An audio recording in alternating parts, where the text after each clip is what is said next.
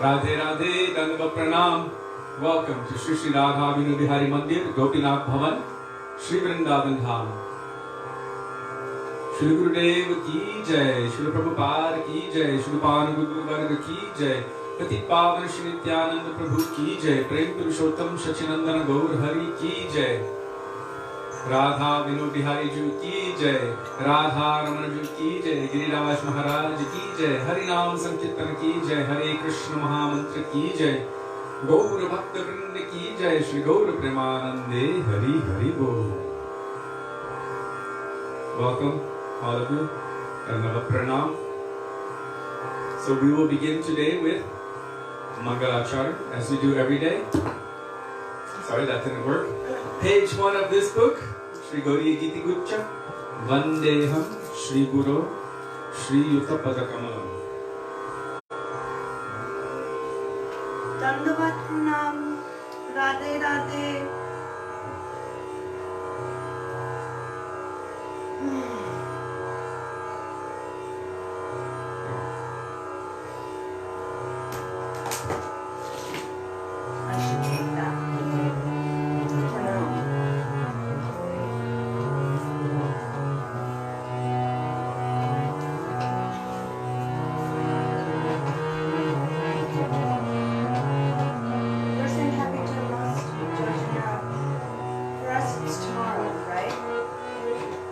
Yes, and I think it's their morning of Janmashtami today. Oh, happy Janmashtami, Radhe Radhe. Okay, so I know it's the beginning and maybe even so many are not present yet, but still, because of the way that our calendars are followed according to the instructions given by our Gurudev and our Guru Varga, we follow these holy days according to the time period, astrological time period, as calculated from wherever one is present in the world. So whatever constellation is above your head, then we calculate it from that perspective. So when the Shuddha Chaturdashi would take place in New Braj, Badger, California, Gurudev would follow according to that. When Ekadashi would take place in Germany, Gurudev would follow according to that. We've seen that all of the other Guru Varga who've traveled outside of India also followed according to that. So for us, because it's not considered a pure time period, today, the time period or the pure time period for the Ashtami begins sometime later. Means it didn't begin early in the morning, so it's technically for us here in Vrindavan tomorrow.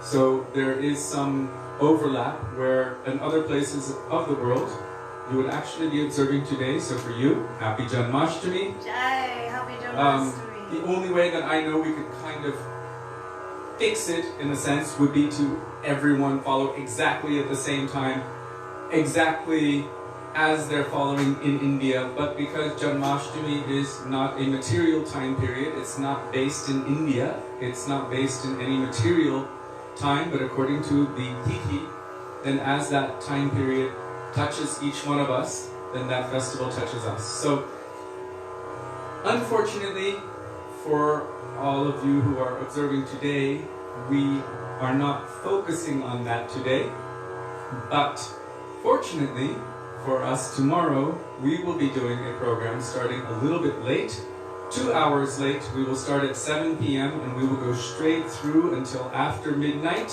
Midnight will be our Aarti. That's going when Krishna appears. And then from that time, we will finish our Janmashtami program. So please forgive us. But I guarantee you, today, as we are speaking on this subject, we will be speaking a lot about Krishna. What's going on? I don't know. I don't know what it is. Hare Bo? Hare Krishna. Okay. Oh, nice. When did you arrive? You've been here? Oh. Sorry, I thought I can do it before. I was like,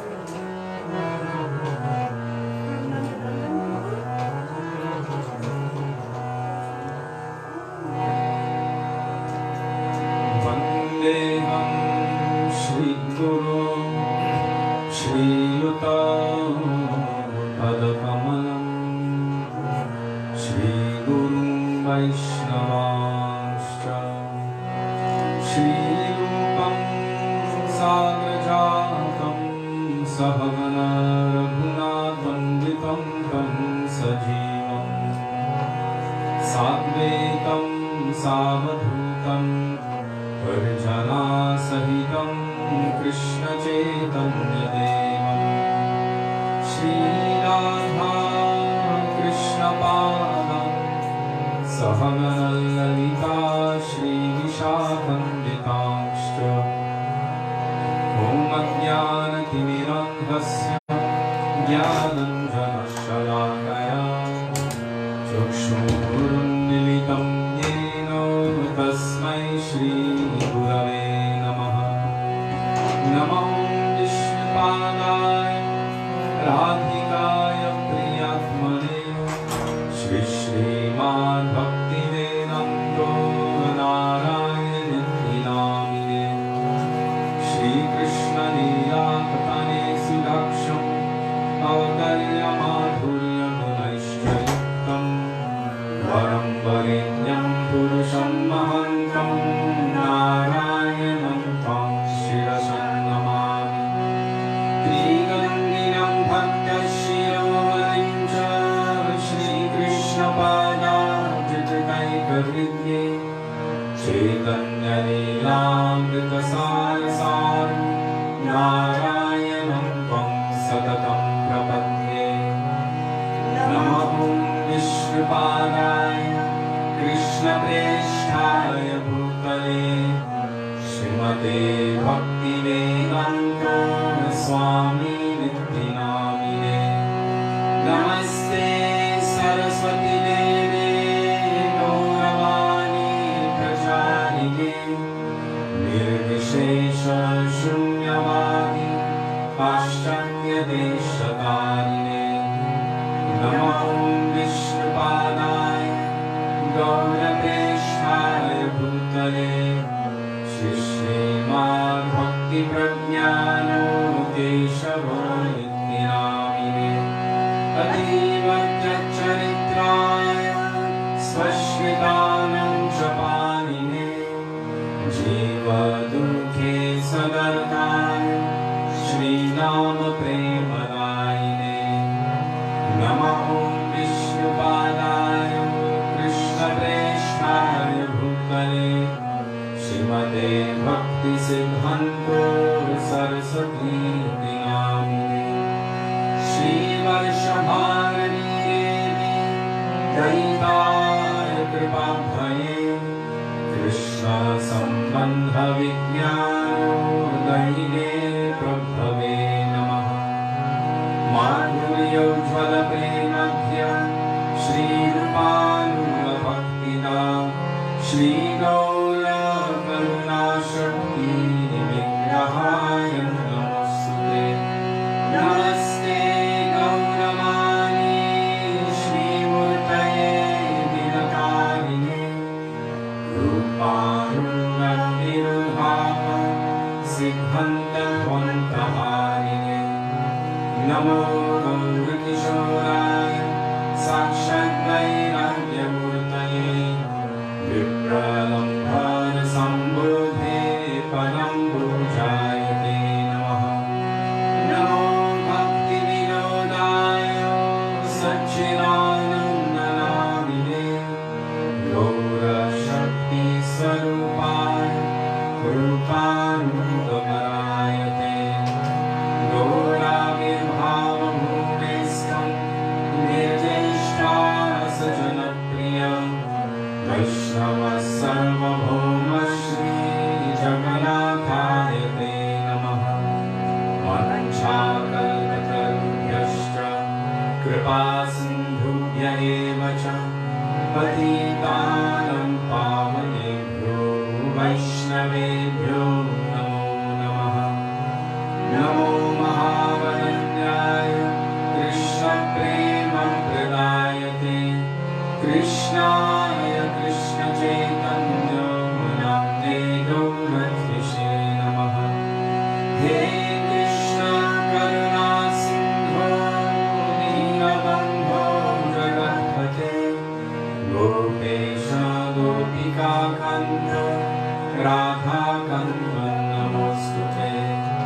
तप्तकञ्चन गौराङ्गी Radhe Vrindavaneshwari वृषभानुसुते देवी प्रणमामि हरिप्रिये जयतं सुरतोपङ्ग मम मन्दं मतेर्गति मत्सर्वस्वपदं बोधो राधा मदनमोहन दिव्यबृन्दारण्यकल्पद्रुमदं श्रीमद्रत्नागारसिंहासनस्य श्री श्रीराधा श्रीलगोविन्ददेवो वेष्ठानिभिः सेव्यमानुस्मरामि श्रीमन्यसरसारम्भे वंशिवद्गतस्थितः कर्षन्ते स्वनैर्गोपी गोपीनाथश्रेयस्सुनः वृन्दाय तुलसीदेव्यै प्रियाय केशवस्य च कृष्णभक्तिप्रदे देवी सत्यवत्यै नमो नमः पञ्चतत्त्वात्मकं कृष्णं भक्तरूपस्वरूपकं भक्तावतारं भक्ताख्यं नमामि भक्तशक्तिकम् जय श्री कृष्ण चैतन्य प्रभु नित्यानंद श्री अद्वैत गदाधर श्रीवासदि गौर भक्तवृंद चेतोदर्पणमार्जनं भवमहागामग्निनिर्वापनं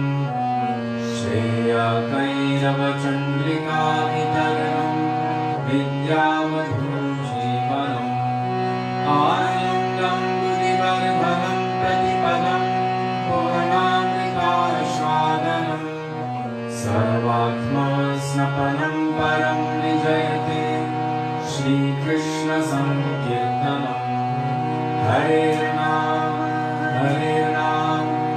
हरे रामेव केवलं कलो नस्त्येव नस्त्येव नस्त्येव गतिरन्यथा हरे Krishna Krishna Krishna Hare Hare Hare Ram Ram Ram Hare Hare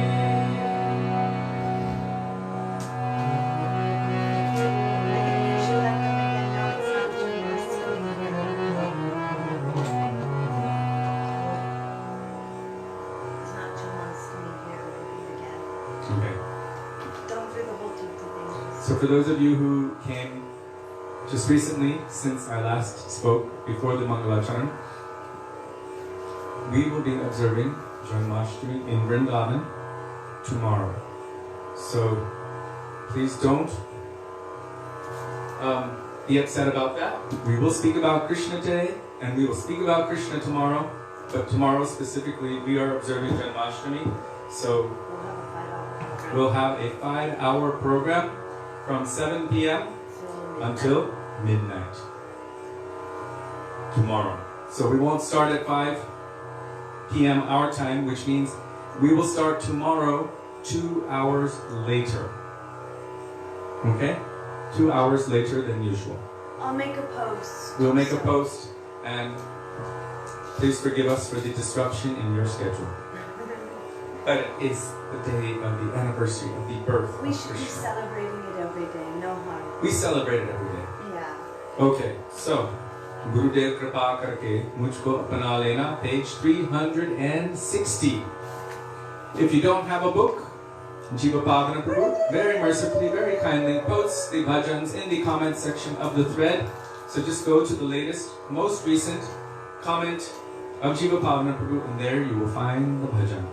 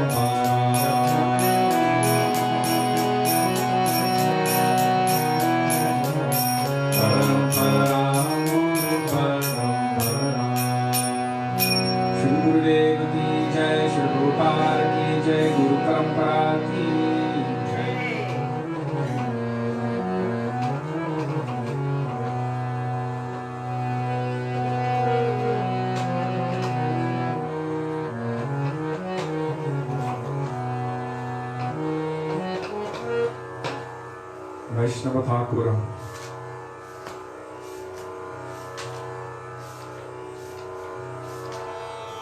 Page 39. Page 39 in the songbook, and it starts O-He, O-H-E, Vaisnava Thakur. 39? 39.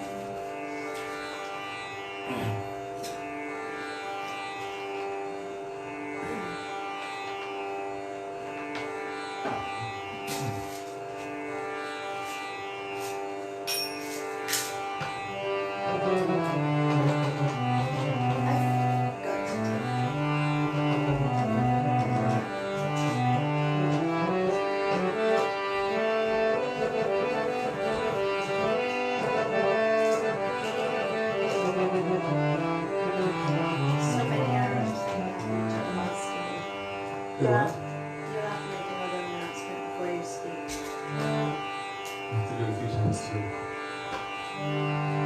Oh hey, Vaishnava Thakura, Doyaro Sagaro, Edase Karuna Kore.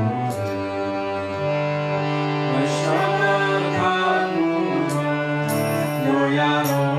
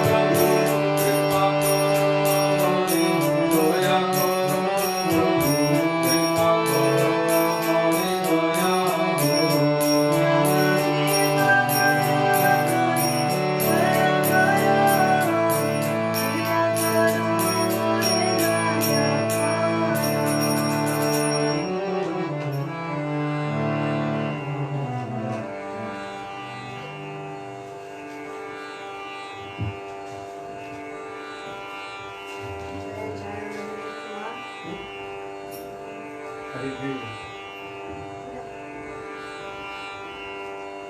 Is it storming out? No. Maybe it's monkeys on the roof. Or mannequins. Or mantis. Jai Jai Nityananda Rohini Kumar. Page 64. And it starts with Jaya Jaya Nityananda. Rohini Kumar. Again, let me apologize to all of you.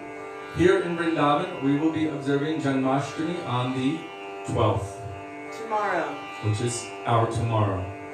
So for those of you who are observing today, please forgive us.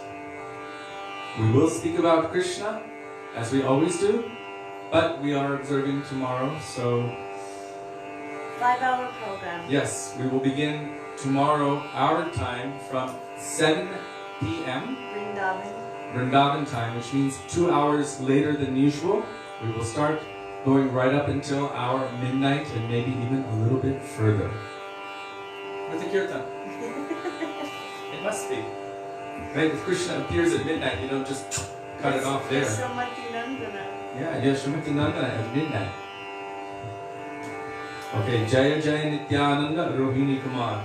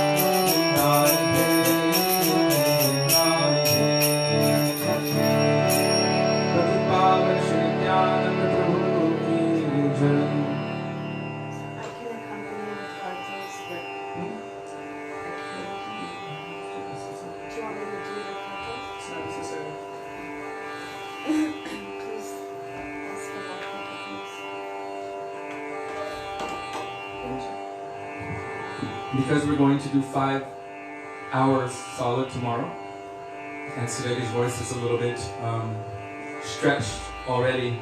She needs to take a break.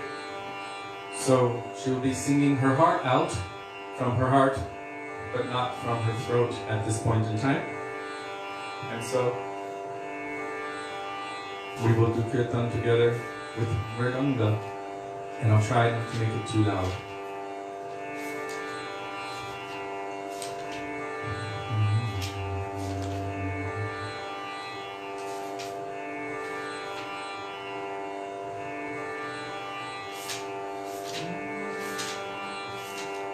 Jadi Gauranga Nahito, page 68.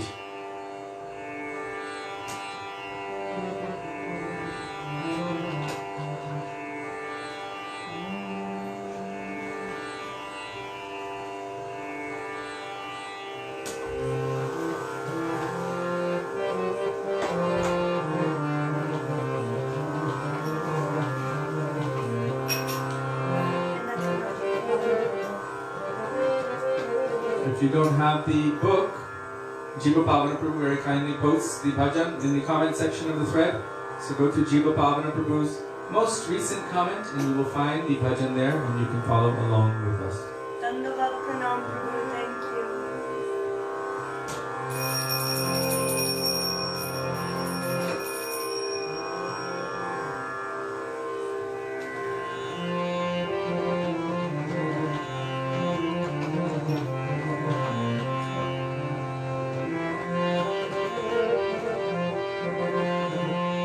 First word, Kishori. Jadi, Jadi, Gauranga, Gauranga, Nahito, Nahito.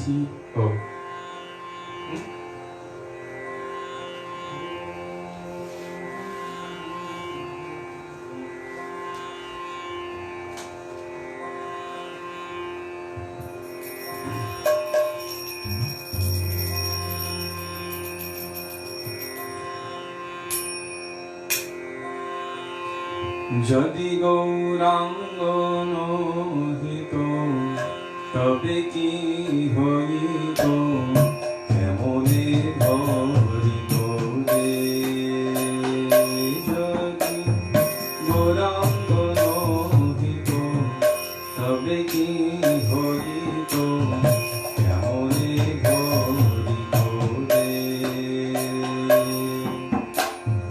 Radha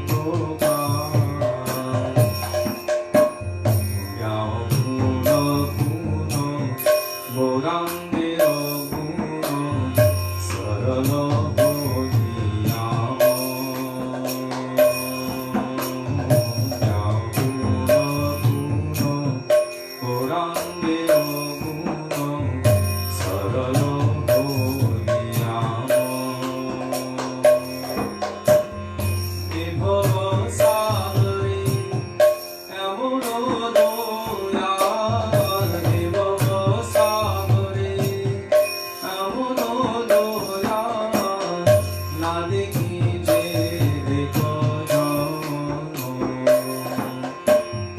না দেখিলে দেখো জনম, ও গৌরাঙ্গ বলিয়া না দিনু বলিয়া নামনে ধরিবে, গৌরাঙ্গ বলিয়া না দিনু বলিয়া নামনে ধরিবে, নরহরিয়া পাষাণ দিয়া, নরহরিয়া পাষাণ দিয়া কেমনে করিয়াছে, কেমনে করিয়াছে, নরহরিয়া পাষাণ দিয়া কেমনে করিয়াছে, কেমনে করিয়াছে, অতি গৌরাঙ্গ নহিত তবে কি হইত, কেমনে করিত রে, অতি গৌরাঙ্গ নহিত তবে কি হইত, কেমনে করিত রে, জয় সচ্চিদানন্দ জয় গৌরহরি, সচ্চিদানন্দ জয় গৌরহরি, জয় সচ্চিদানন্দ জয় গৌরহরি, সচ্চিদানন্দ জয় গৌরহরি, গৌরহে গৌরহে গৌরহে গৌরহে গৌরহে গৌরহে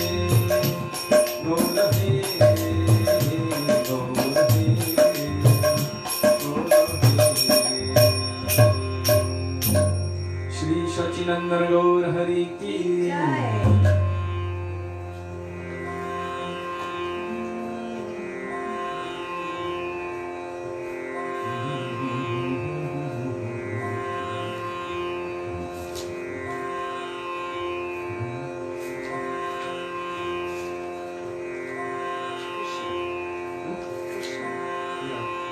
बंधु संगे जरिता वरंग परिहास. Should we do that tomorrow? Okay, we'll do another one today. One and we're gonna do everything tomorrow.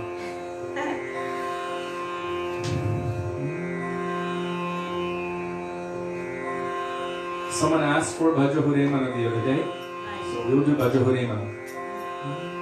Probably did.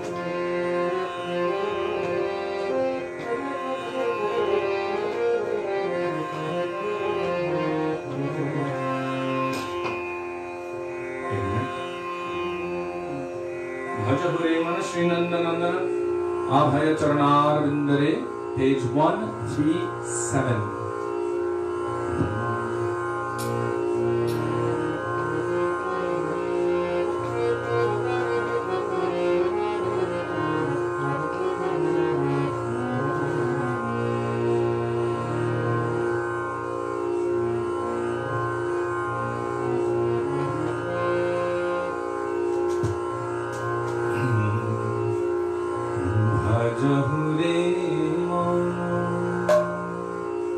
Shri Nandanandana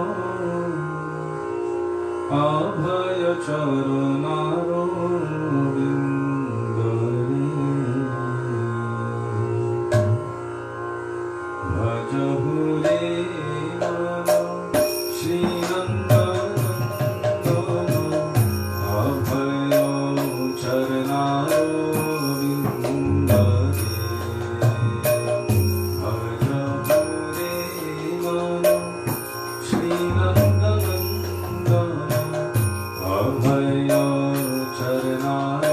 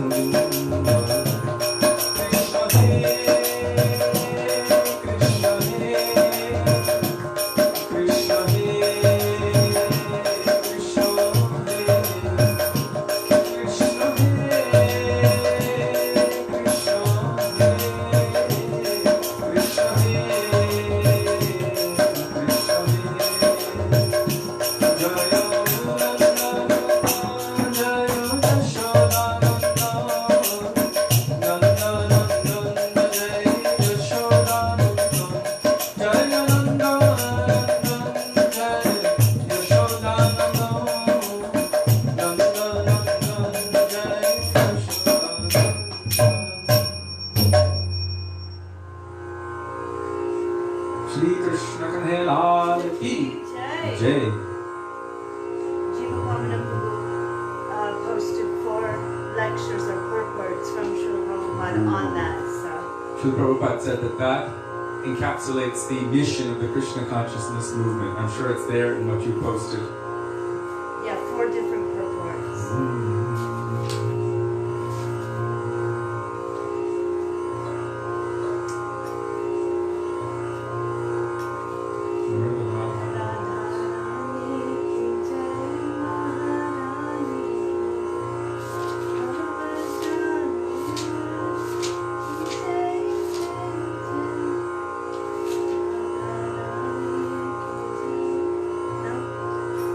Page 102, Radhika Charana Padma Sakala Shreya Sarma.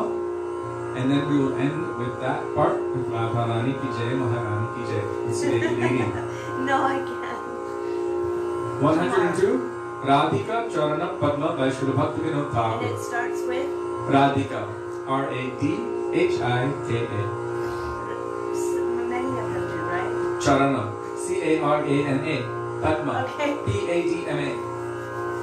It just makes it easier for Jiva Bhavana Prabhu to find quickly.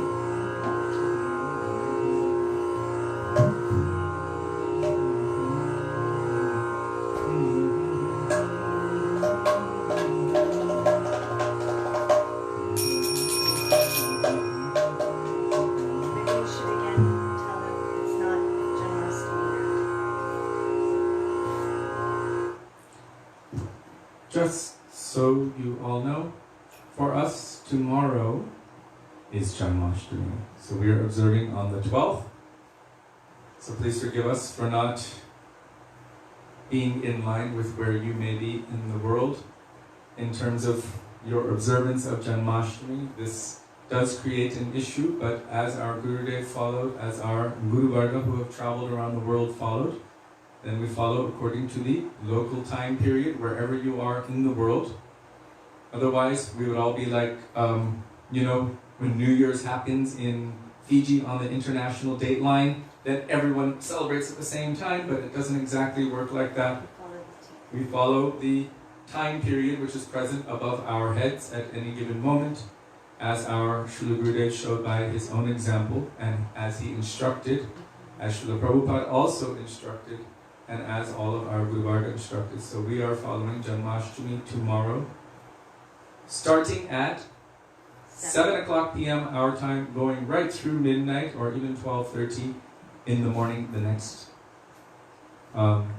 day, which will go into Nandotsav. And Prabhupada's. So we will be starting 2 hours later than usual. So Okay, it starts Radhika Charana.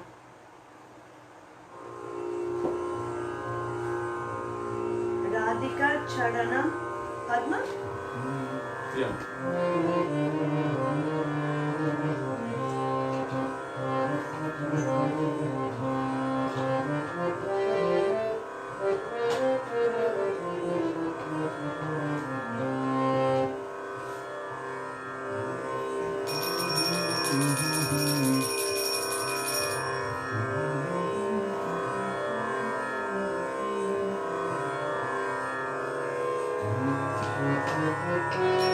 Radhika Charana Padma Sakala Shira Sadma. Radhika Charana Padma Sakala Shira Sadma. Jatane Jayahi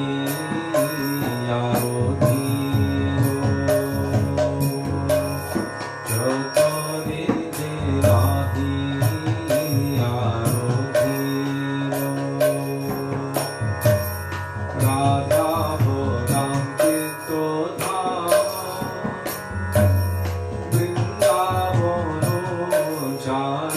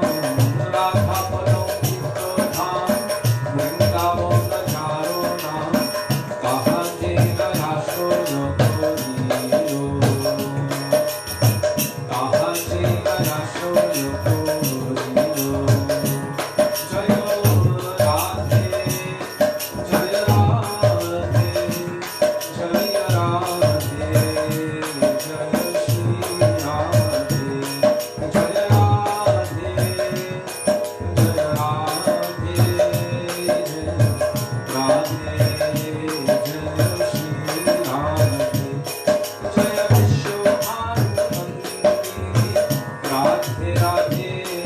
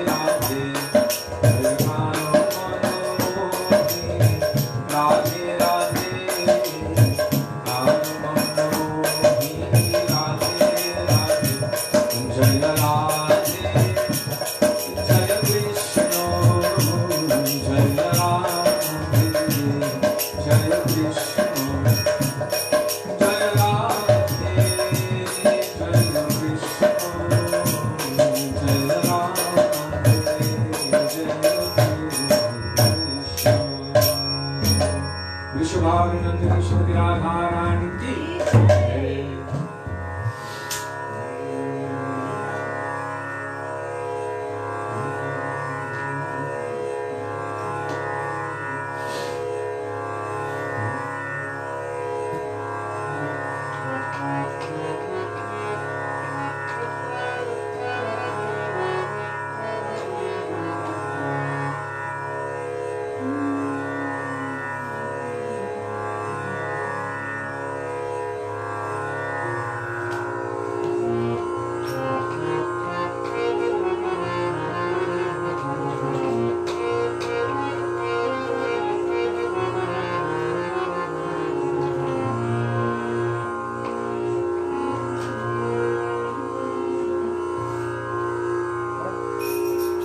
Hare Krishna Mahamantra.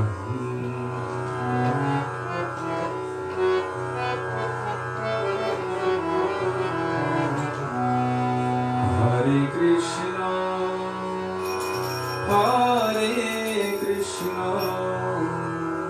Krishna Krishna, Hare Hare, Hare Ram, Hare Ram, Ram Ram, Hare Hare, Hare Krishna, Hare Krishna, Krishna Krishna, Hare Hare, Hare Ram, Hare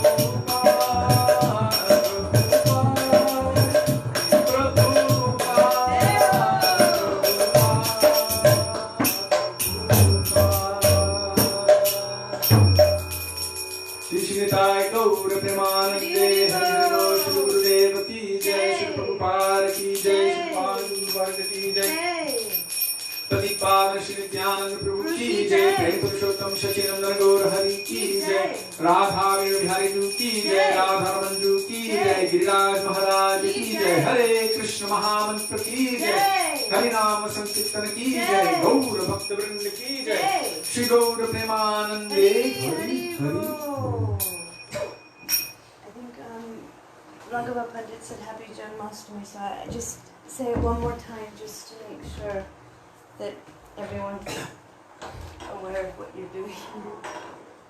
And tomorrow.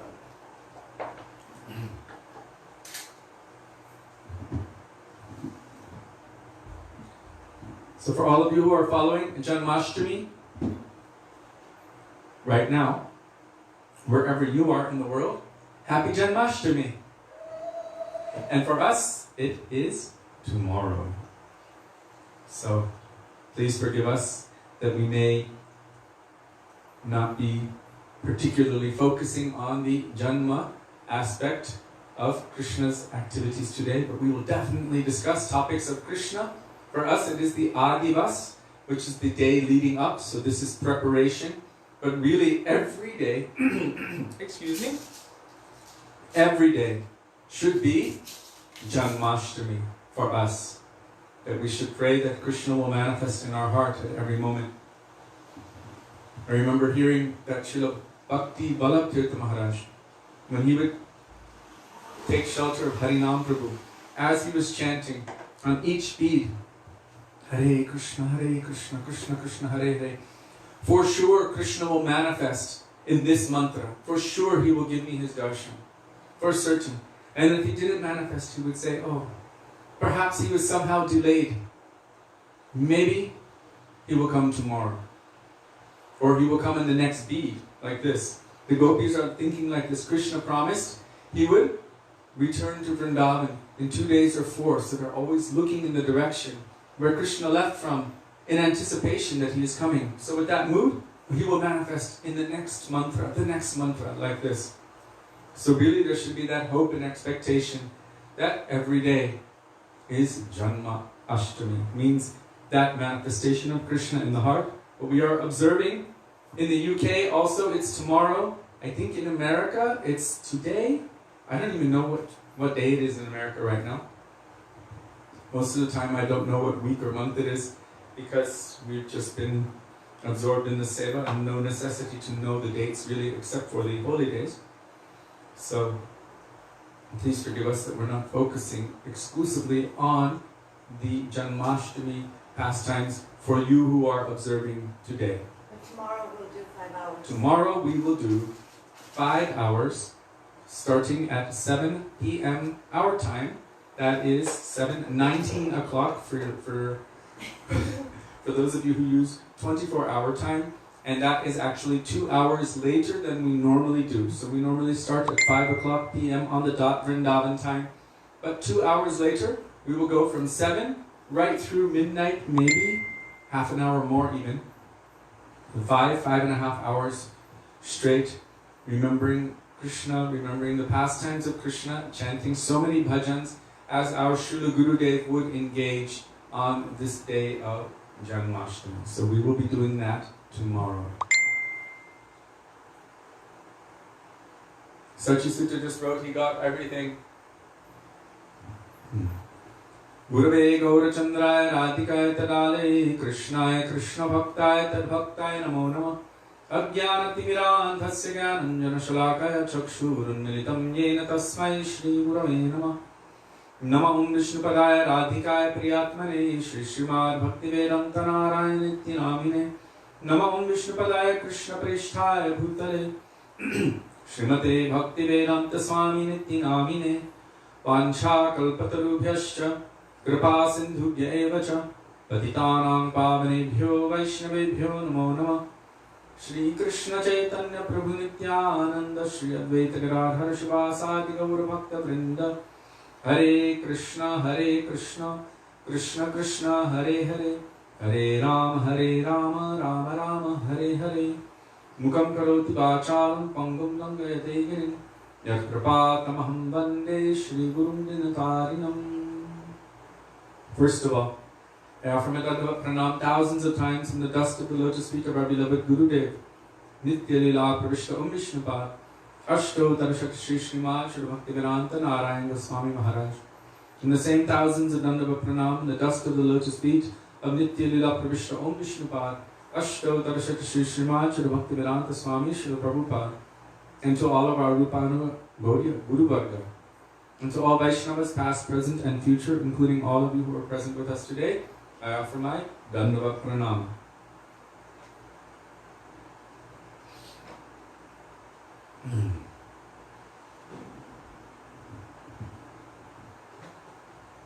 So just once again, I would like to mention about the calendar.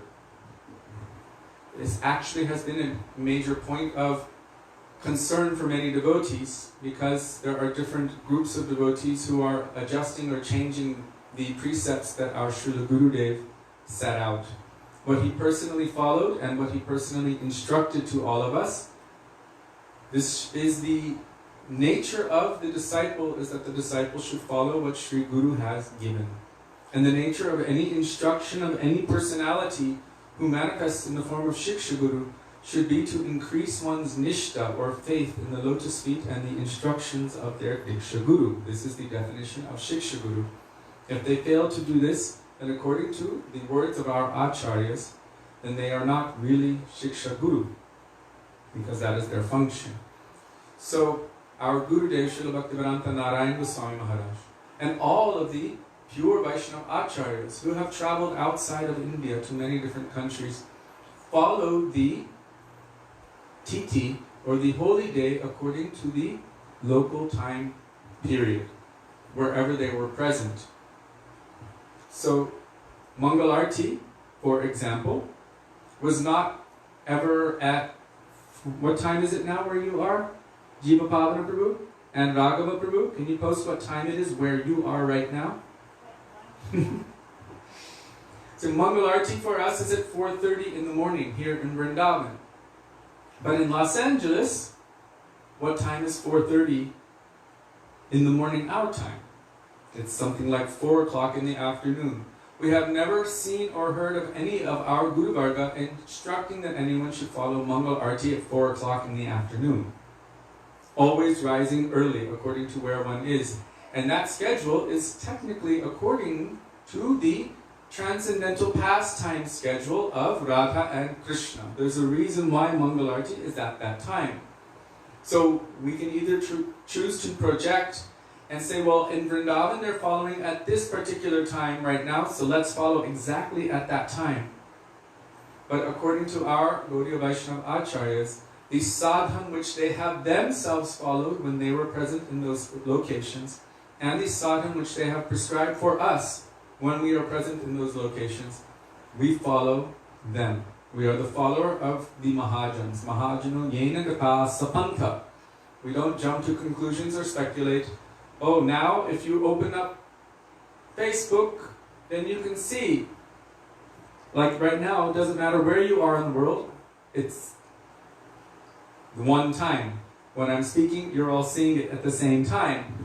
However, this is not the standard which our Vaishnava Acharyas have set for the titis, or the transcendental time periods that we observe Vaishnava festivals and holy days. So according to the time period, wherever one is in the world, and whatever the time period is where you are, then we follow Janmashtami, Ekadashi, or any holy day.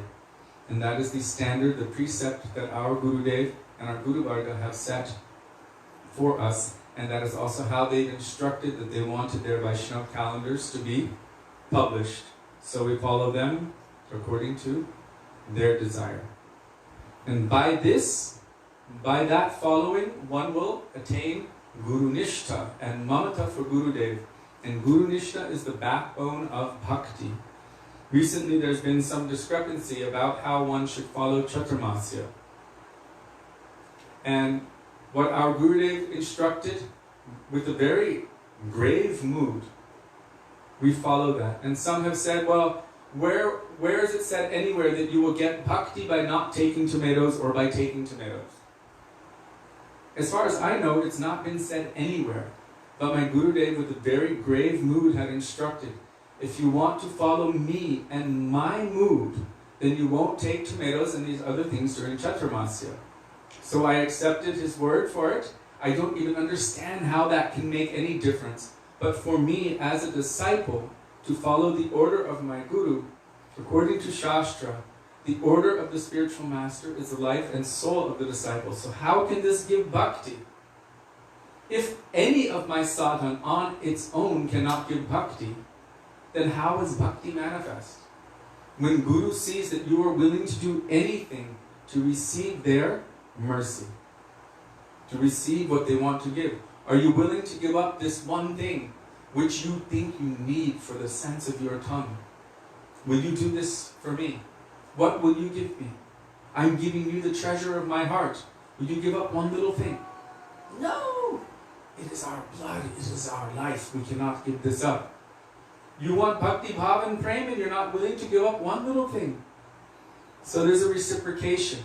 You give me something, I will give you something. Of course, Guru doesn't need our tomatoes or us to give up Loki or anything like that. This is not what he needs. But Guru is watching us to see, what are you willing to do? What kind of sacrifice are you willing to make for the happiness of Krishna? Let me test you. When you go into the military, they don't just put you out in the field. First they do training. And sometimes people don't understand, why is so much training? Why do you have to wake up? Why are they shouting like this? Why are they warning you like that? Why do they teach you how to hold a gun properly? And how to not fire it? And how to put the safety switch on? One time when we were young, one devotee didn't know about weapons. And he came into our house. My father had a gun for protection because there were some dangers at the time. And he inherited it from my grandfather. And this devotee came in to the house, he found it, and he started waving it around the room and pointing it. My brother and I hit the floor. We were like 10, 12 years old. We hit the floor and we were screaming at him, put it down, put it down. He didn't know how to deal with it.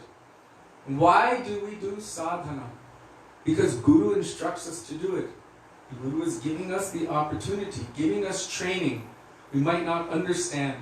Many, many, many years ago, when I was quite young, I saw something that was quite interesting. There was a boy who was instructed by his martial arts teacher. Wax on, wax off. And he couldn't understand why. Why are you making me do all this work? You're just using me to polish your cars. You're just abusing me. And he was making him do this motion to put the wax on and this motion to put it off. And then later on, he realized that his teacher was giving him the strength, the muscles and the reflexes to be able to defend himself. So in the same way, Guru gives us so many instructions and tests, and we may not realize it at the moment, but later on we will see, what he has done for me. I didn't realize how much he cared that he gave me this test and this exercise, so that one day, because one day I will have to give up everything. All of my attachments, even this body, this mind, intelligence, and false ego, everything. I have to start somewhere. So training is there in the beginning. So how can it bring about bhakti? It can bring about bhakti because following the order of Guru brings about Guru Nishta, brings about this conviction, which is what is the backbone of bhakti. So some may say these things, but I don't accept that it cannot give bhakti. It's not about what the thing is, it's about the order of Gurudev. Like Srila Govinda Maharaj said, when Guru says jump, you don't even ask, jump. Now, of course, it's an idea, yes, but we should understand, once we have put exclusive faith in the lotus feet of our spiritual master, we accept that this personality that I have offered my heart to will bring me to Krishna, and they will not cheat me, then what they are giving me is for my own benefit, for my own good. Right? No one wants to take bitter foods. We want to eat snacks and sugar and do all kinds of things which are for our own sense enjoyment, but sometimes it's necessary to take medicine and things which don't taste good, or to do things which we don't like, but are for our benefit. Most children don't want to stop playing. They want to just constantly play and eat sweets and do all kinds of things which aren't necessarily always good for them. And then the parent says, you have to go to school, don't only eat so much sugar, your teeth are going to rot. Right? So we don't understand it. But Guru was saying, don't take these things, take these things. Follow my instructions and this will be beneficial for you. So in terms of 80s child, please forgive me for that impression. But it's an impression which has imprinted in me. And there's no harm in remembering something if it brings about an understanding of how to increase one's faith in their spiritual master. Even material circumstances can be useful. Sometimes it is said that we should never see anything else. However, we do live in the world, and we can utilize any practical example and also see how any spiritual principle can apply to me here and now practically. It's not just that it's my guru and everyone else who are doing this thing, but what about me? How does it apply to me? How can it benefit? How can I progress from where I am now? And so any material example may be beneficial. Whatever we do, whatever we see. For example, I'll give you something very quickly. Generally, when we're walking down the street, we don't notice certain things. Like if there's a breeze blowing, you just know, oh, it's a nice breeze. But our Gurudev once said something. He said, what is the beauty in a tree? He said it is in when the breeze or the wind is blowing through the leaves, how they are all dancing like this. So because he spoke those words, every time I see a tree and a breeze is blowing through it, I see the leaves dancing. And then I see my Gurudev telling that.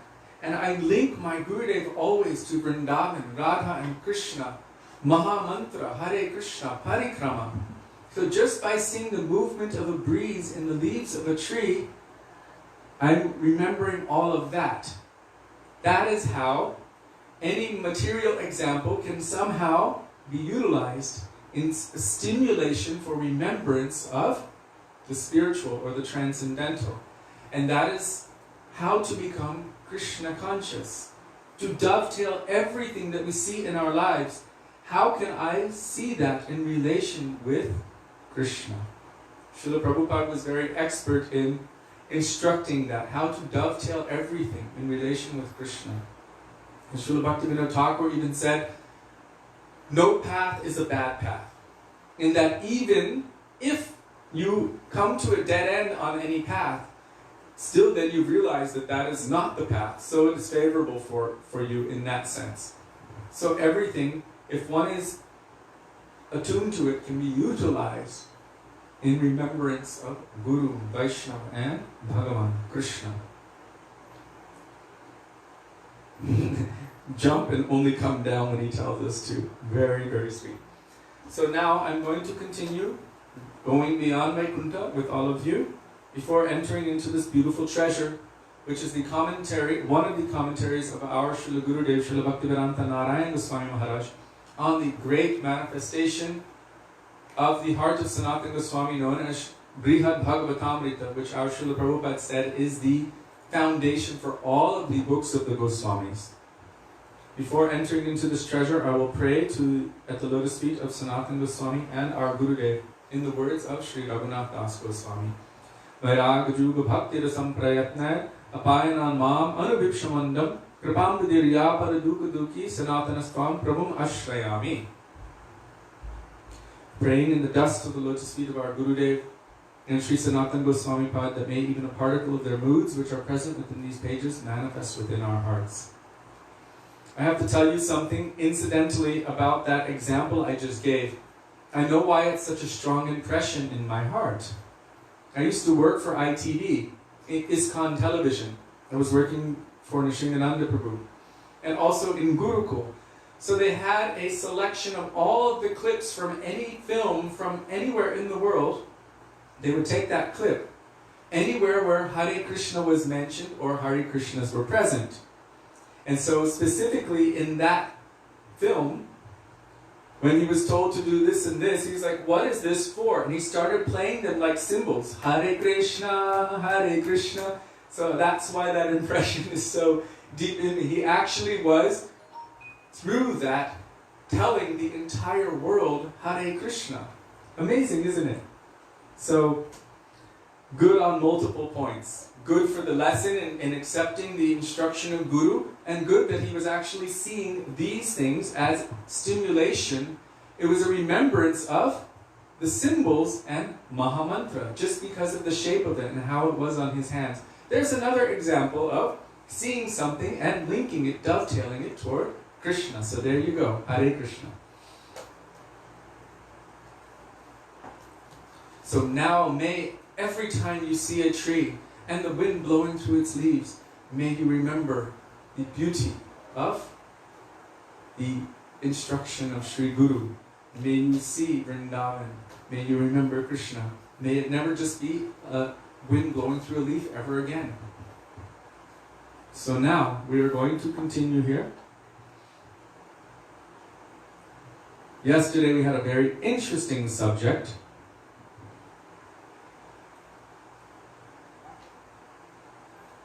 That subject was that some devotees, eternal associates of the Lord, are happy in their fixed service. That is called Sthai Bhav. Sthai means fixed and Bhav means mood. So our Gurudev used the term in this place, permanent sentiment. So that is the foundation for all Vaishnavas, for all devotees. They have a permanent sentiment, but on this foundation there's something called Sanchari Bhav. Sanchari means different moods also manifest. How is it that any transcendental associate of the Lord is only... And we, in this material world, can have so many moods. We may have our foundation, but we have so many bhavs. We must understand that in the transcendental realm, on the transcendental platform, bhavs are unlimited. Unlimited moods of serving Krishna are manifesting in the hearts. Unlimited ways of pleasing Krishna. And anything in this material world is very, very limited. We shouldn't limit the spiritual or the transcendental to be less than what we ourselves experience. That's why the idea that the soul is just a lump of mindless energy until something gets put into it is quite ridiculous. That means that now, as a conditioned soul, I am experiencing so much more than what my soul's intrinsic nature is. It kind of makes it not appealing. I am experiencing so much from this material conditioned place. So our Guru Varga have explained that there is a particular essential mood, the Sthai Bhav of every jiva, but on that foundation, that fixed sentiment, so many other sentiments are dancing. And for some devotees, they want to experience many. So Srila Gurudev was speaking about Narada Muni. Narada Muni is taking many forms in many different pastimes and expanding himself unlimitedly. But also all of the eternal associates of Krishna are expanding themselves unlimitedly because Krishna's pastimes are going on simultaneously in every universe. And all of them are expanding themselves. And within every atom of creation. And in Aprakat Braj and in current Braj here. So its pastimes are going on. And Nanda and Yashoda. Not only Krishna is manifesting, Radhika is also manifesting, expanding herself unlimitedly. All of the gopis, all Nanda, Yashoda, and parental figures, all of the cowherd boys, all of the cows, calves, trees, insects, everything. The entire, every particle of dust of Braj, everything is conscious. Everything is made of love for Krishna, and everything is expanding out infinitely and serving Krishna's pastimes. So we cannot limit the transcendental. And not only necessarily in one pastime. Narada here is feeling, oh, I have tasted Sakya Bhav. What is Sakya Bhav? As a Sakha or a cowherd boyfriend of Krishna, Narada Muni is Madhu Mangal. Yes, that same Madhu Mangal is not different from Narada Muni. And Narada Muni also wants to taste Madhurya Ras, the mood of a gopi. So Narada Muni prayed. Here Gurudev is saying, there's a place in at Govardhan called Narad Kund. And there, Narad Kund, near Kusum Sarovar, he performs austerities for what purpose? His desires have not been completely fulfilled. O Krishna, I have seen what it is to be in Sakyaras, the relationship as a friend. I have seen what is in Vatsalya, with the parental mood. And I have also taken a look at Dasya, servitor mood. And Narada is also present in Vaikuntha, in Ayodhya, in Dwarka, also expanding himself out in so many different ways, in every different place, and in all of the pastimes of the Lord. If you see Srimad Bhagavatam, he is everywhere. But here, he's saying, I have something remaining. Some desire is remaining. He desires to experience that also. And taking another form, it may be possible. So yesterday we ended with this point, that Narada Muni also, by his incessant prayers, has entered into the Madhurya Ras and has taken the form of Naradiya Gopi. So this is also in Shastra. So he also has a form as a Gopi. In that case, you wouldn't say he has a form as a Gopi, but there she is a Gopi. So Narad had expanded himself in the same amount of forms that Krishna had expanded himself. Gurudev explained 16,108 forms, because Krishna went with each queen to each of their palaces to interact with each of them. And Narad expanded himself to witness all of this. Gurudev said it may be possible for any powerful devotee to do such a thing. So Narad is saying that Krishna came out of the Sudharma assembly hall in this way, and that he was following him. So many queens offered preparations, and Krishna expanded into thousands of forms and simultaneously went to the palace of each and every queen. Each one had prepared something nice, and each one was thinking, which palace will Krishna go to? And Krishna manifested thousands of forms, one for each of them, and went to each of those palaces. With the very same form and mood, he simultaneously tasted all of their offerings. Some people say that there was only one form of Krishna going from palace to palace very, very fast. But Narad could not have done this as well. They say that with such great speed, Krishna went to each queen in such a way that all of the queens thought that he had come to her first. They say that if 1 minute is divided into millions of parts, that is the speed at which he was going. But it is like this only in his Madhurya Lila in Braj. In his Aishwarya Lila in Dwarka, he expands into many forms. But in Braja, he doesn't expand into many forms. He remains in one form only. So this is quite interesting, because we have seen in Rasa Lila that between every gopi there's a Krishna, and between every Krishna there's a gopi. Millions of gopis and millions of Krishnas. And then you see in the center there's Krishna with Radhika. And in Dwarka you see that there's 16,108 forms of Krishna, who have all manifested and have gone to each palace with each of the queens. So Gurudev is making a very interesting point here. In Braj, there is something called Naravat Lila.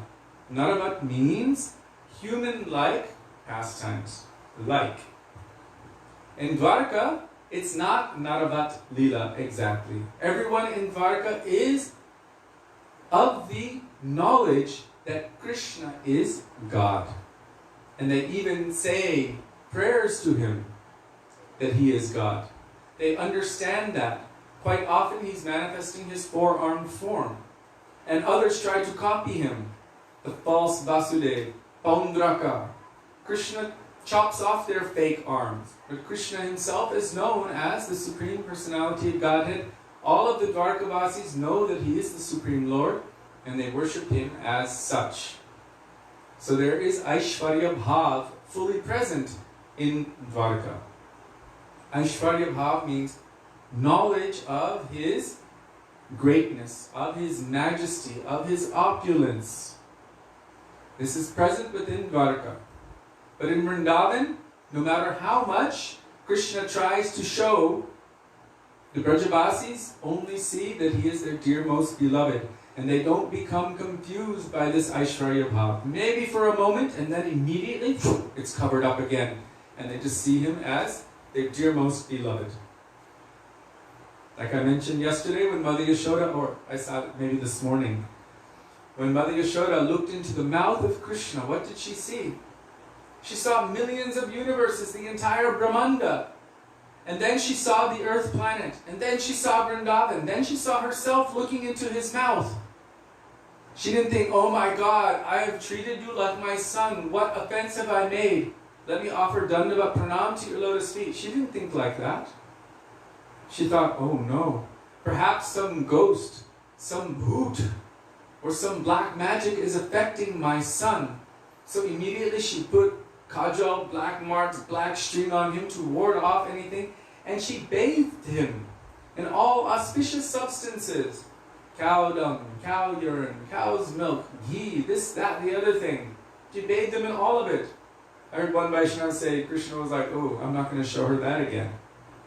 So, being bathed in all of these substances, why she didn't lose her madhurya, prem, means the sweetness of her vatsalyata, of her parental mood, seeing all of this. When Durvasa looked into the mouth of Krishna, what did he see? He also saw the entire Brahmanda, millions of universes. Then he saw himself being sucked into that. And he was there for like millions of years. And then, again, he saw himself sitting there, and Krishna and Sridham sitting on his lap. One on either side. And he was completely shocked. He had the understanding that this Krishna is God. So Aishwarya Bhav, mood of the opulence, the majesty, was present within him. Therefore he had a mood of awe and reverence toward Krishna. So he was completely shocked, understanding and seeing that the supreme absolute truth, Purna Brahma Sanatana, the supreme absolute truth, is playing like a little child in the courtyard of Nanda Baba. Whereas Nanda Baba is not seeing that the supreme absolute truth is playing in my courtyard. He's thinking, my naughty son is playing in my courtyard and I have to teach him. I have to give him discipline. And sometimes I give him laddus and other things and sweets. The Nanda Baba is not bewildered by this Aishwaryata because the madhurya, the sweetness is so great that it completely consumes all of the Brijavasis. Completely overfloods them. They are drowned in the ecstasy of the sweetness of Vrindavan. Complete sweetness. Everything about Krishna is sweet. Adharam madhuram, badanam madhuram, nayanam madhuram, hasitam madhuram. Madhura means sweet. Madhuradhipate, akilam madhuram. Everything is sweet about the Lord of sweetness. Everything. And Krishna himself is sweet. So here,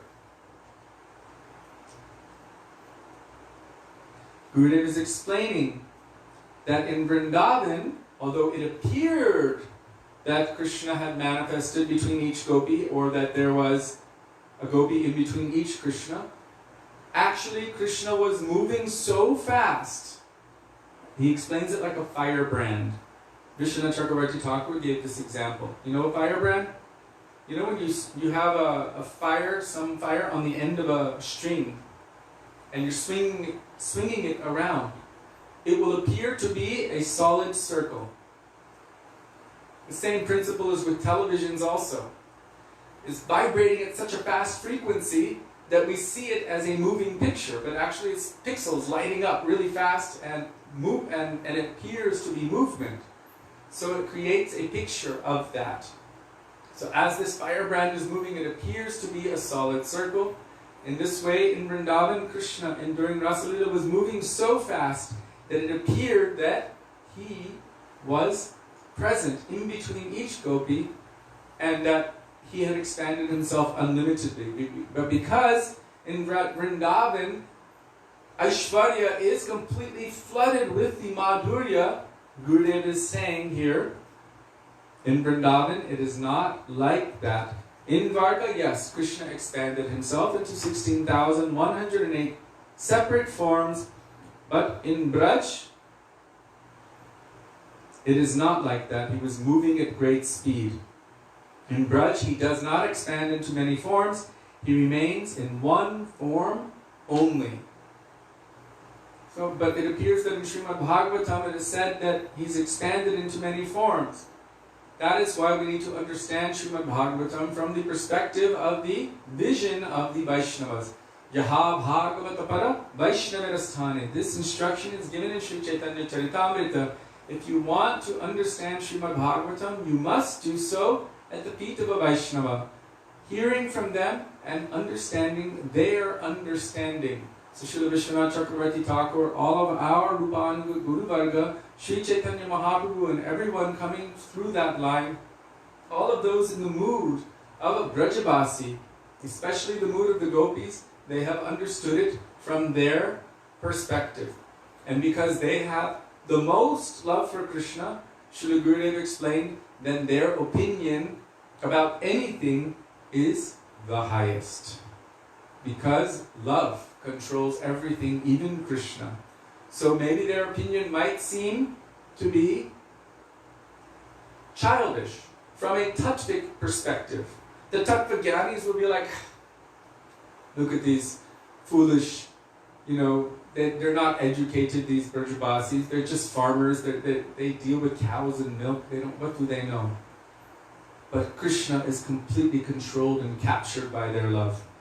And you see that the most intelligent person, Uddhava, when he went to Vrindavan, he had so much intelligence, but everything that he thought he knew, he had to throw out.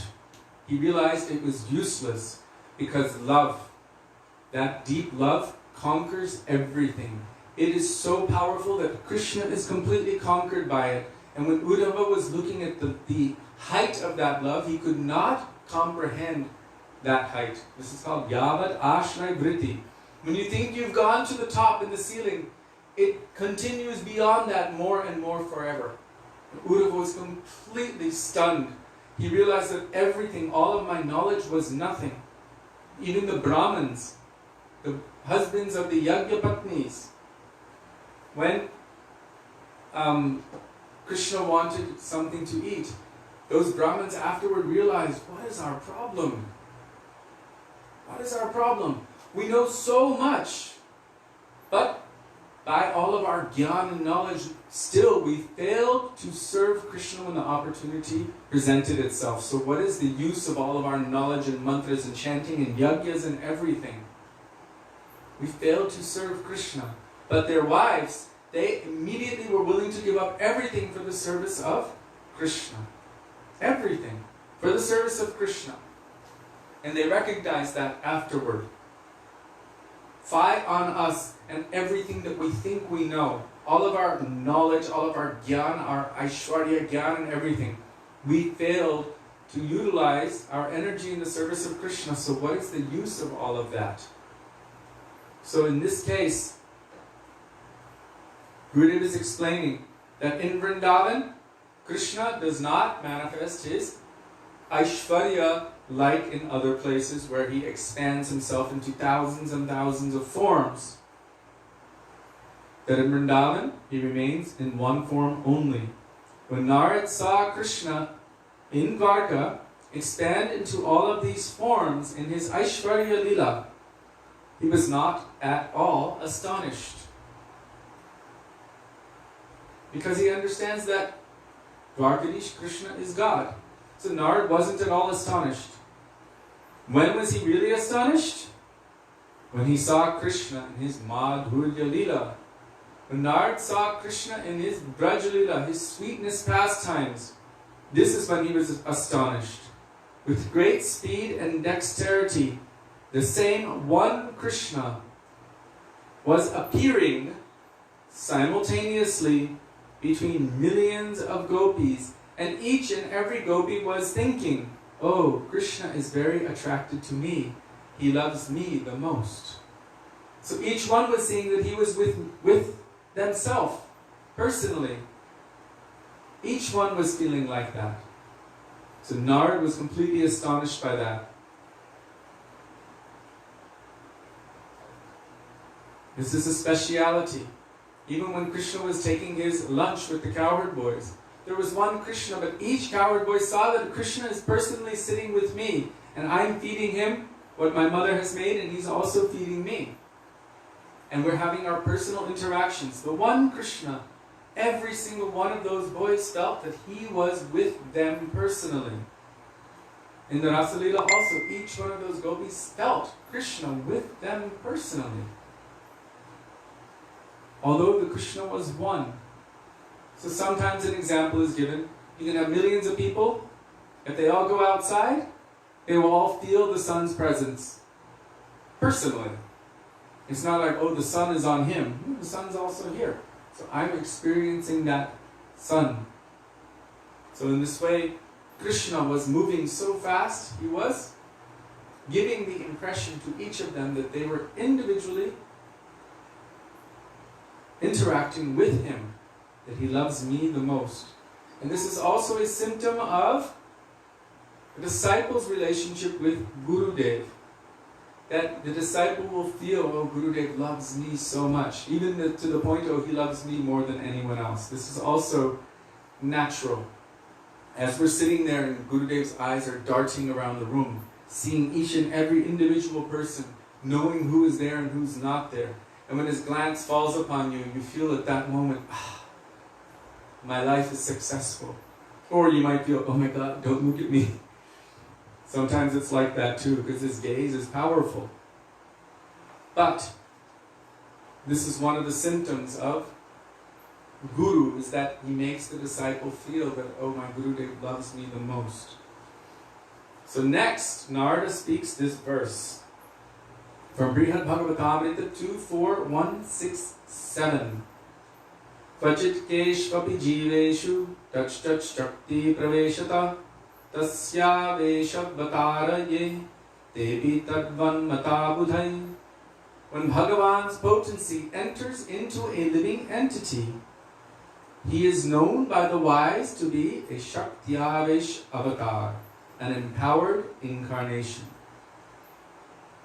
When Bhagavan's potency enters into a living entity, he is known by the wise to be a Shaktyavesh avatar, an empowered incarnation.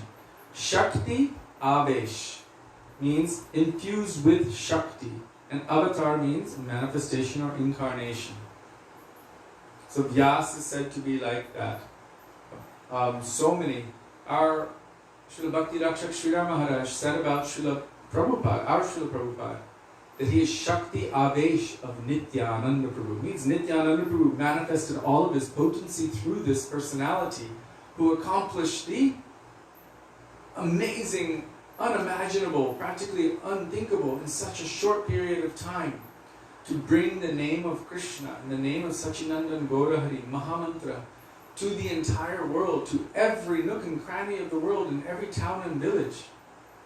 Not just that, but also all of the teachings of Chaitanya Mahaprabhu and our Goswamis. Everything he brought to the entire world. Specially empowered personality to do such a thing. If any special potency of Bhagavan enters into a living entity, he is called Shaktyavesh Avatar. This is the meaning of Shaktyavesh Avatar.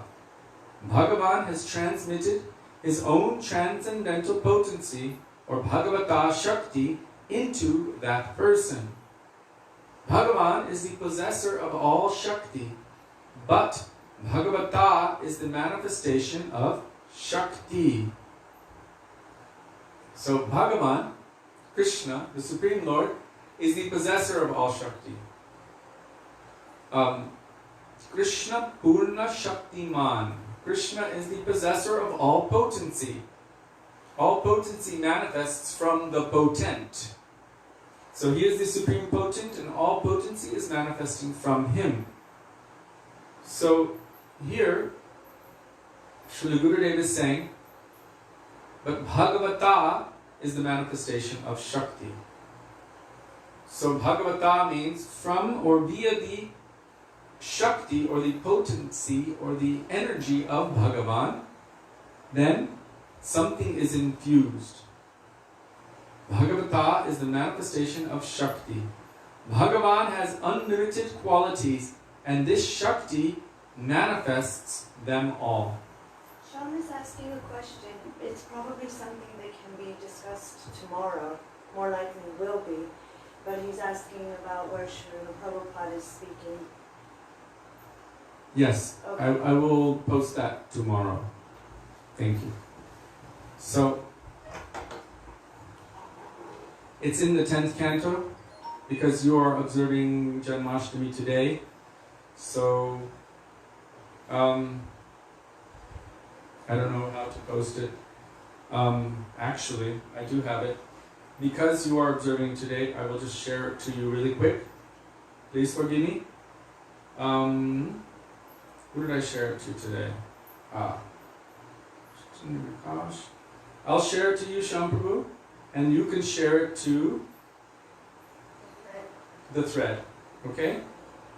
Forward to Shyam. Shyama. There you are. Send. Okay. And then you can share it there in the thread for those devotees who are observing Janmashtami today.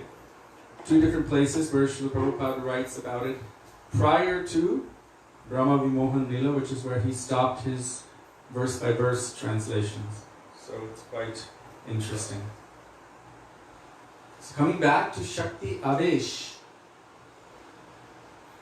Bhagavan has unlimited qualities, and this Shakti manifests them all.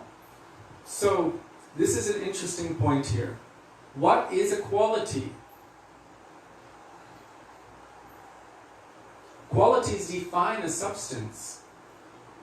But a quality is in essence a potency. So look at the sun, for example. How can you describe the sun? Well, from our perspective, it appears to have a round shape. So now there's a quality ascribed to it, round. But we know, or we have understood, that it actually has a spherical shape. So that's another quality. It's also very bright.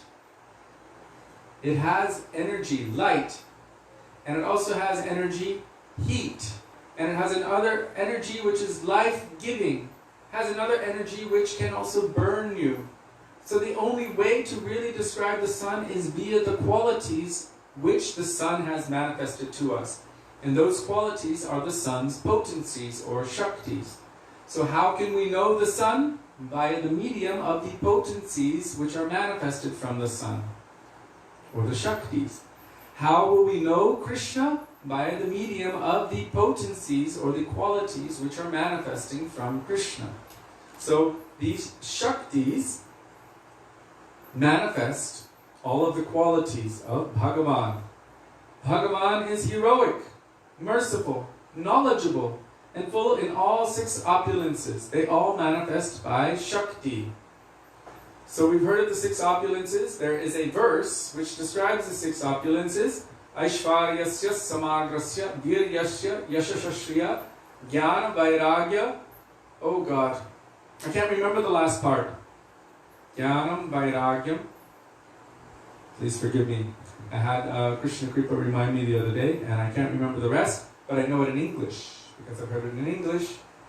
Bhagavan is denoted by that person who is completely full, complete in 6 main opulences. The main one of all of them is Shri, is beauty. So he contains all beauty, all fame, all strength, all knowledge, all opulence. Aishvaryasya samagrasya viryasya. I think I missed one. Knowledge. Oh, and renunciation. And renunciation means he's not attached to anything. He's completely renounced from anything. So anyone who has any of these symptoms in its completeness or even in some minor amount, becomes attractive. When we see anyone who's extremely powerful or strong, everyone wants to know about them. That's what movies are made about, that's what's in the tabloids, that's within all the books. Everyone wants to know about the strong person. Everyone wants to know about the intelligent person. Everyone wants to know about the famous person. Everyone wants to know about the wealthy person, and then they become jealous and want to destroy the wealthy person. Everyone wants to know about that person who is completely renounced. And especially everyone wants to know about the beautiful people. Everyone wants to know about the beautiful people. And that's nothing. When I was young, we used to hear, I keep referring to when I'm young because this is our training in Gurukul as we were growing up, that the most beautiful woman in this material world is nothing compared to even the average beautiful woman in the heavenly planets. Actually, the word that was used was like a frog. And in the heavenly planets, the most beautiful woman in the heavenly planets is nothing, or like a frog compared to the beauty of the gopis. And among all of the gopis, who is the top most beautiful? Srimati Radhika. Krishna is so beautiful and so all attractive that millions of cupids faint just upon the idea of his beauty. Srimati Radhika is so beautiful, so qualified and so attractive that Krishna himself faints upon her beauty.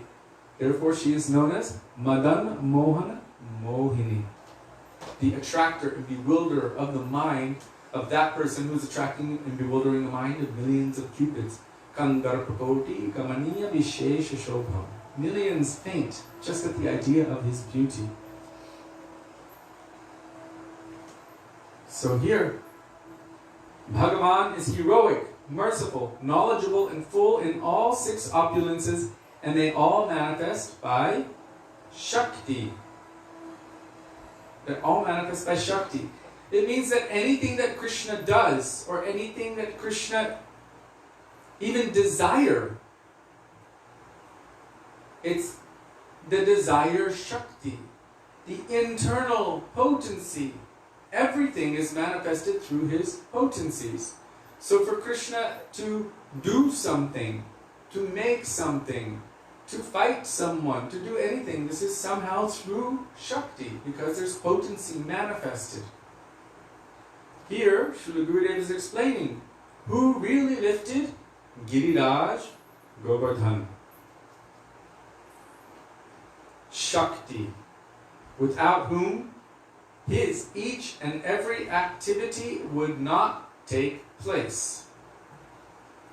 So the potency to move your arm out, the potency to pick something up, the potency to lift something up, and the potency to hold something up. This is all potency.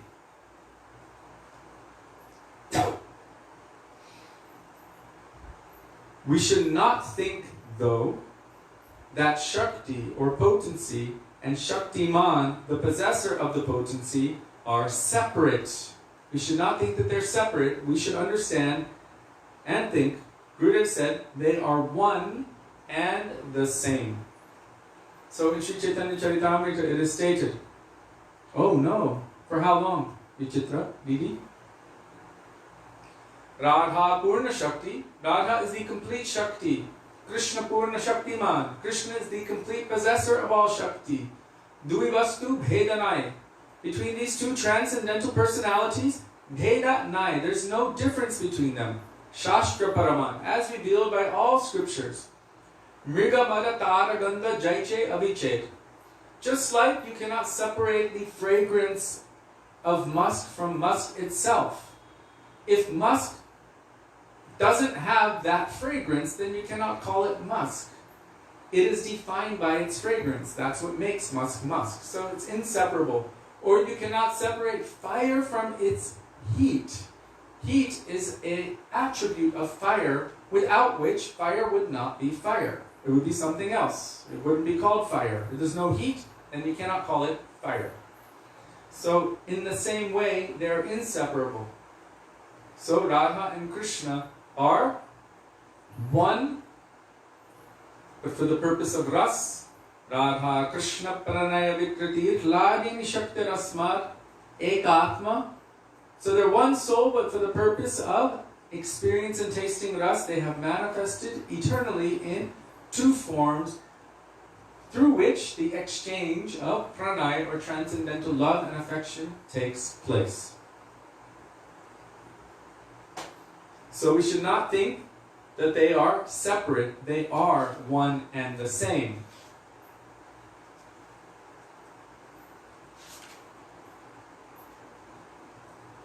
So when Gurudev is saying who really lifted Giriraj Govardhan, I told the other day, left side represents Shakti, the left little finger and the little nail of the little finger, it's all the way left, left, left, left.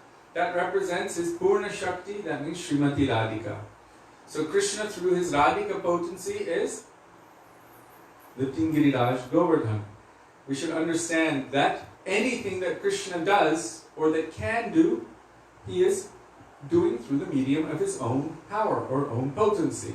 As any one of us, also, if you look at it from that perspective,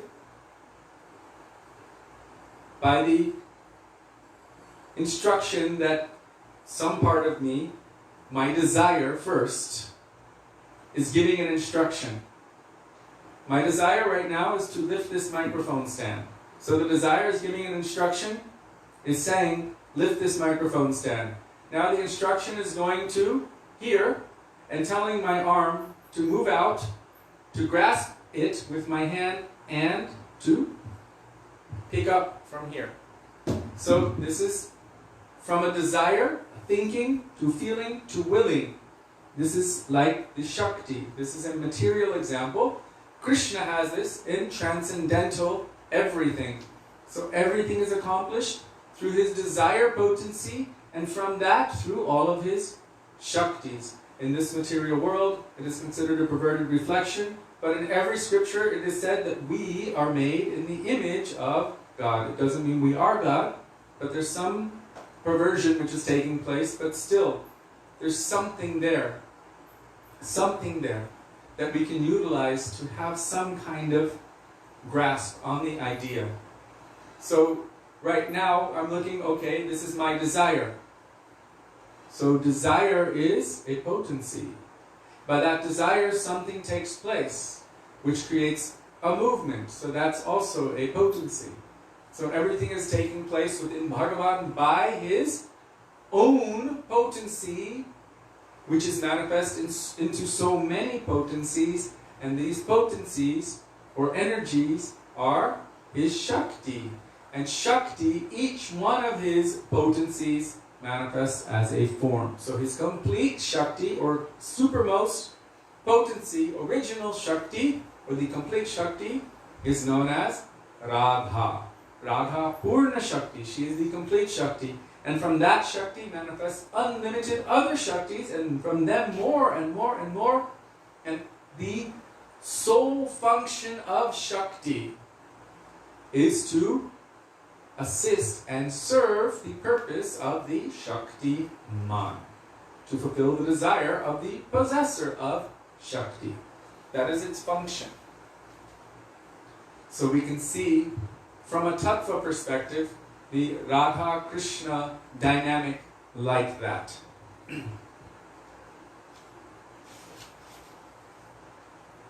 Now Gurudeva is saying,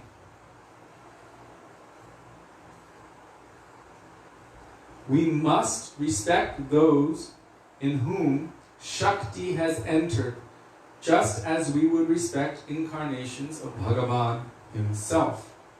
So when Bhagavan infuses his special potency into any personality and is doing the work through them, then we must respect them the same as we respect Bhagavan himself. So in this case, here are some Shakti Avesh personalities which are mentioned. Interestingly, one of them is mentioned in the Dash Avatar. Keshava Drita Brigupati Rupa. That is Parshuram. Parshuram is said to be Shakti Avesh Avatar. He's especially empowered Jiva. with Bhagavan's Shakti to fulfill the function of annihilating generations of corrupt Kshatriyas and re-establishing the principles of Dharma. Parshuram, Narad, Kapila Dev, we should give respect to them as empowered incarnations of Bhagavan because their Shakti has manifested. Now Gurudev is speaking about something very interesting. Who is Guru? There are different gradations, but he is either Bhagavan's Gyan avatar, means the manifestation or incarnation of the knowledge of Bhagavan, Bhakti avatar, or Prema avatar. He is either Bhagavan's Gyan avatar, Bhakti avatar, or Prem avatar. Quite interesting. Now Srila Gurudev quotes the first verse of Sri Shikshashtakam by Srila Vishwanath Chakravarti Thakur. Not the first verse, the 6th verse. Sakshat haritvena samasta shastre uktashtata bhavyata eva sadhi kintu prabhurya priya eva tasya bande guru Shri Charanarvindam. Sakshat Hari. Shri Guru is to be seen as directly Hari. Sakshat himself. Hari, Krishna. Sakshat Hari Tvena. But there's a speciality. All Shastras are saying that it is actually Krishna himself who is the Guru, who is manifesting through any particular personality. As our Srila Bhaktivedanta Swami Prabhupada said, Guru is one who appears in an infinity of forms to teach you, me, and all others. So Krishna is that one Guru, and we should understand what is Guru.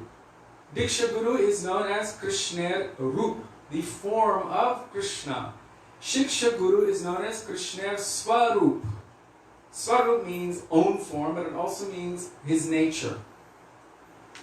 So this is also Krishna. Chaitya Guru, the Guru in the heart, manifests externally to the external senses of the jivas because we're not able to detect inside properly, although Paramatma is always directing us and speaking to us, but we don't know which voice is speaking to us, so therefore, Jive Shakshat Nihitade, because we cannot detect the presence of Paramatma inside Guru Chaitya Rupe, we cannot see the Guru in the heart, then he manifests externally as Diksha and Shiksha Gurus, between whom there is actually no real difference. So this is Bhagavat Tattva, Guru Tattva, or Bhagavan, or Krishna, manifesting in these forms. But Gurudev is saying there are different gradations. One is Bhagavan's Gyan avatar, means the incarnation of knowledge of Bhagavan. Then there's Bhakti avatar, or the incarnation of Bhakti for Bhagavan. Then there's Prema avatar, or the incarnation of love and affection for Bhagavan. But here, Sakshat Hari Tvena Samashta Shastre Uktashtata Bhavyata Eva Sadhi. So there it's talking about the aspect of Guru that is not different from Krishna. But then it gives a condition here. Kintu means but. Kintu Prabhurya Priya Eva Tasya. So what is the function? Just like Baladev Prabhu is non-different from Krishna. He's non-different. Except for his complexion and maybe the instruments and his dress. But he's actually like he is the very first expansion, so to speak, of Krishna. And he's non-different from him. But Baladev's bhav, his mood, is made exclusively of loving service to Krishna, to assist him in all of his pastimes in every way. So although Baladev is not different from Krishna, still his bhav is different. Krishna's bhav is that I am the supreme enjoyer. Baladev's bhav is I am the supreme servitor of that enjoyment. So then we have this conception. The Supreme Personality of Godhead, or Vishai Bhagavan, we'll call this the Supreme Personality of Enjoyer Godhead. And then there's the Supreme Personality of Servitor Godhead, that is known as Ashray Bhagavan. So Baladev Prabhu or Nityananda Prabhu is the root, or the unbroken, complete understanding of this Supreme Personality of Servitor Bhagavan, Guru Tattva, which is manifest unlimitedly and infinitely through all pure Gurus. So this mood is manifest through them. So kintu, but Prabhurya Priya Eva Tasya. Their mood is not that I am God and that I am enjoying as God, but rather their mood is that they are the dear servant of Krishna and they are very near and dear to Krishna. As Raghunath Das Goswami, he is telling how one should see Guru. Mukunda Preshtatve Smaraparam Ajashrun Nanumana. That we should see Guru as very near and dear, intimate associate of Krishna. So the mood of Guru is never that I am the enjoyer, that I am Bhagavan. Their mood is always that I am servant. And if Guru is taking this role or trying to present or project to you that I am God or I am Bhagavan, be very careful. If they're trying to enjoy the love, the affection, the surrender, the bodies, the money, the whatever of their followers or disciples, this is actually a representation of the very demented, demonic conception of Mayavad, that I am God. Their mood will always be that I am the servant of God, and that everything in the domain where I am present will only be utilized, engaged, and encultured to be utilized exclusively in the service of Krishna. Nothing to take for themselves, everything to give for Krishna. This is their nature. So, the spiritual master is to be honored as much as Bhagavan himself, because he is the most confidential servant of the Lord. This is acknowledged in all revealed scriptures and followed by all authorities. I offer obeisance to the lotus feet of such a spiritual master. So Srila Prabhupada also, our Srila Bhaktivedanta Swami Prabhupada, he was talking about the ambassador or the representative of the king. If he's traveling around on the order of the king, then one should give him that same respect because he's representing. So once the reporters were asking him a question, like, don't you think it's a little weird that you're accepting to be brought around in a Rolls Royce or any fancy expensive car? And Prabhupada's mood, what he said in response was quite interesting. He said, if Guru is the representative of God and should be treated as good as God, then what is this Rolls Royce? He said, this is nothing. He said, really, they should be bringing a car made of gold. So he was giving the proper understanding that one should serve Guru as they would God, but Guru does not personally take that for their enjoyment, but they accept that sentiment and dovetail it in the service of God or Krishna.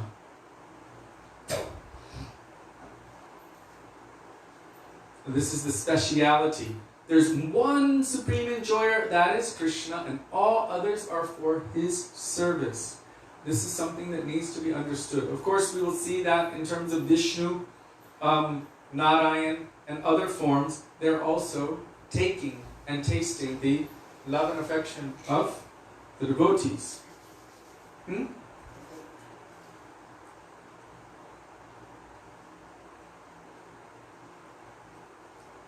If a Vaishnava gives us bhakti, then what will we call him? What sentiment will we have toward him? He is giving us shiksha, instruction, and although he may not have spoken the mantra in our ear, he is giving us bhakti. He is giving us something which is indescribable. Yadunandan Acharya originally gave initiation to Raghunath Das Goswami, but is what Rupa Goswami gave him later to be considered less important than that? We should always consider these things. The Shakti of Bhagavan is within the spiritual master. So we should respect him just as we respect Bhagavan. So we should understand that the spiritual master is Shakti Avesh, is infused with that special potency and we should respect him as such, just as we respect Bhagavan. In reality, even more credit should be given to the Guru, because by his mercy we can understand Bhagavan. The Gurudev said that Guru is even more sarvagya than Krishna. Krishna is completely absorbed in playing with his Brajavasis. He has no time to think about what's going on in this world.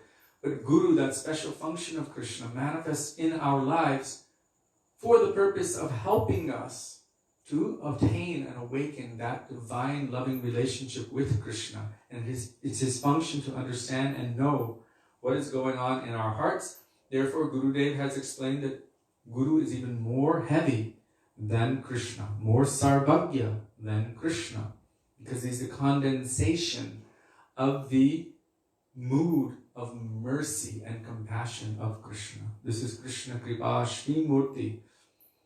So in reality, even more credit should be given to the Guru, because by his mercy we can understand Bhagavan. We have no direct knowledge of Bhagavan. Mahaprabhu was very merciful, but we can't say that we actually know him.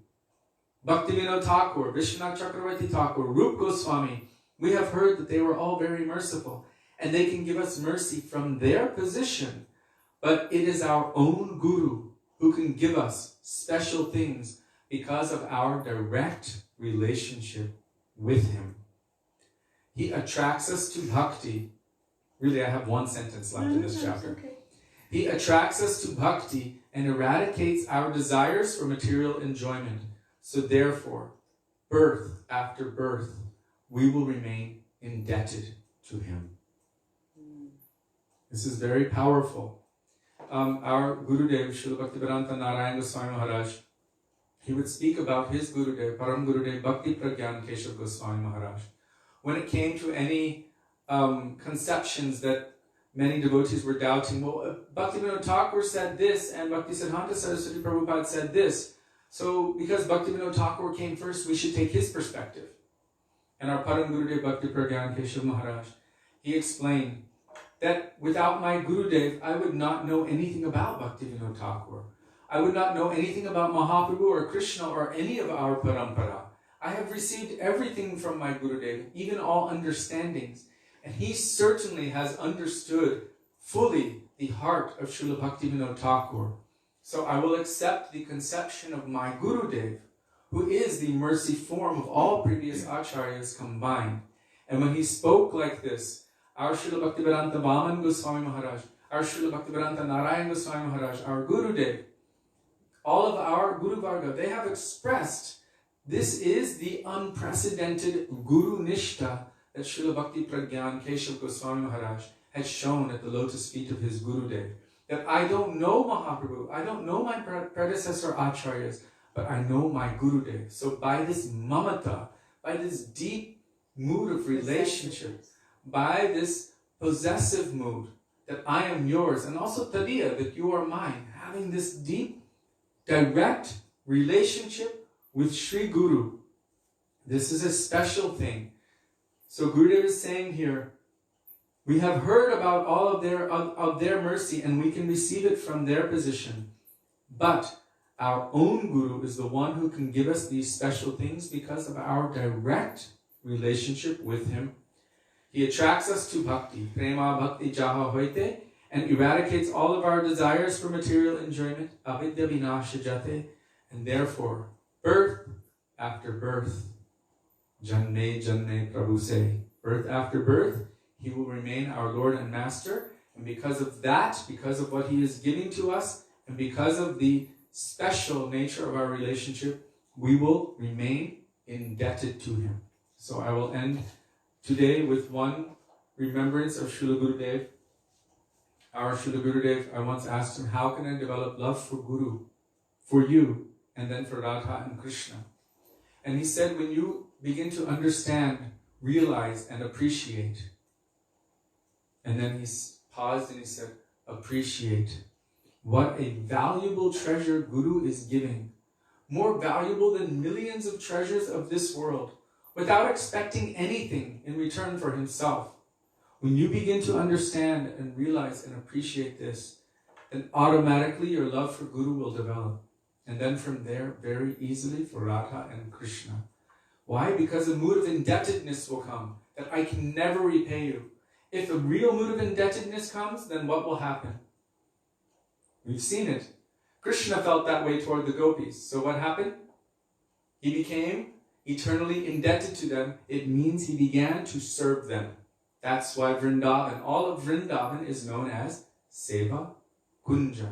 So when that understanding manifests in relation to Gurudev, then whatever little seva I do is not enough. I must give my mind, my body, my words, my soul, and everything surrendered at the feet of Guru. And then from there, very easily, love and affection will develop for Radha and Krishna. Srila Gurudev ki jai. Srila Prabhupada ki jai. Rupanuga Guru Varga ki jai. Gaura Bhaktivedanta ki jai. Gaura Premanande Hari Hari Bol. So I just want to tell you one more time, before we do this last kirtan, that tomorrow here in Vrindavan we are observing Janmashtami. So our program will begin 2 hours later, but will go on for 5 hours. 5.5. 5.5 hours straight. So 7 o'clock p.m. our time in Vrindavan, that's when we will begin. So wherever you are, whatever time you normally start, we start at 5 p.m. our time, but we will be starting at 7 o'clock, going until 12:30 the next morning, right into Nandotsav And Prabhupada's appearance festival. So please join us yes, if you can. Please join us if you have can. 5 hours free. Yeah, most of us have time free. So, thank you. Hare Krishna.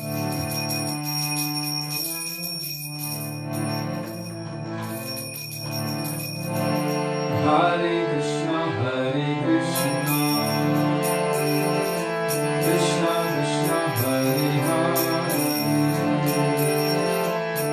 Hare Rama, Hare Rama, Rama Rama, Hare Hare,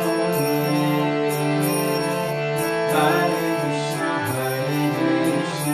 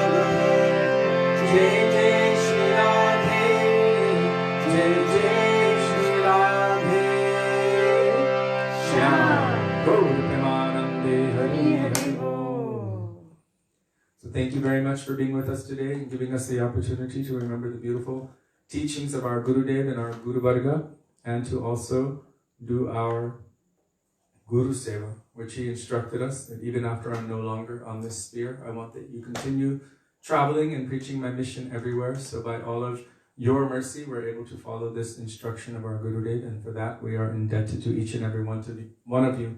So we look forward to being with you tomorrow. 7 o'clock. 2 hours later, and we will continue for 5.5 hours. So please, if you can, be with us and give us your mercy.